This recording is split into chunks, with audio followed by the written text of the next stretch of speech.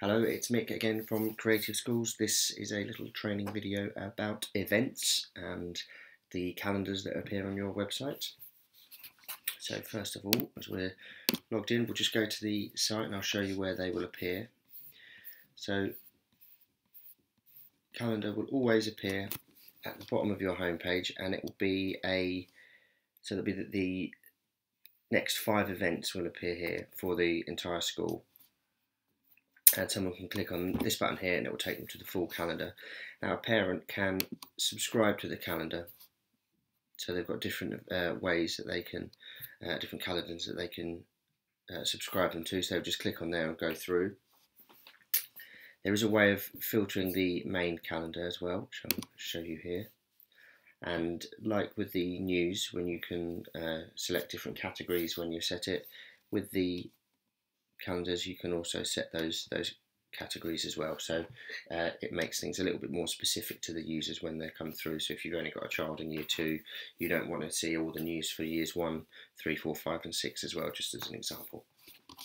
So to add a new event, we hover over new at the top on the ribbon, scroll down to event,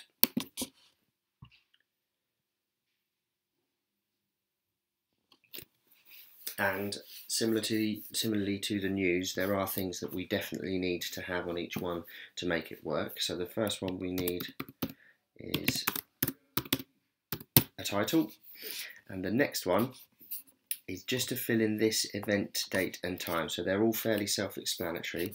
So an all-day event is obviously, if you click that, it gives you no option of giving start times and end times. No end time is for things like if school closes at 2 today, that event doesn't have an end time, so that's what that one is for. Just untick that. Otherwise you just go through, click on the date that you want it to start at 10 and finish at 11:30. The time zone will usually be London, so we'll leave that as it is, and you can select these events to repeat. So if you tick that box, it will bring up a pop-up. So our event is a Thursday, so we want it to repeat weekly on a Thursday. Click apply, and that will take that. It's weekly on a Thursday forever from the 12th. One thing you can do, so for school holidays and things like that, is you can exclude various Thursdays in that list. So we don't want to have, for example, the 16th or the 23rd of June. Click apply, and it will just tell you that there's a rule applied for that, so that these 2 dates are excluded.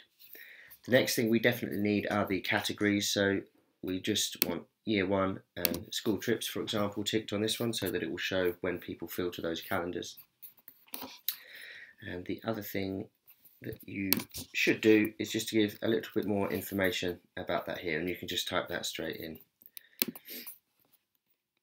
Just turn that on there. You always have this on visual if you can, because it just gives you the what you see is what you get from. So if you can use Word, so it's bold, italics, strike throughs and bullet points, etc. on there. These 3, you don't actually need to fill them out, but if you have got information that can go in there, it does also make the event look a bit nicer. So for example, the event location and details, I'll just type in our office address here. If we click on that and tick here where it says show map, that will bring a map up, and that will put a map into your event if it is being held off site. So that's always something nice to help people finding events. If the event has cost and also has tickets that are available to be purchased from a website, you can fill out that information in there. And just to cut down on requests going to the school office or someone having confusion about an event and don't know who's running it, if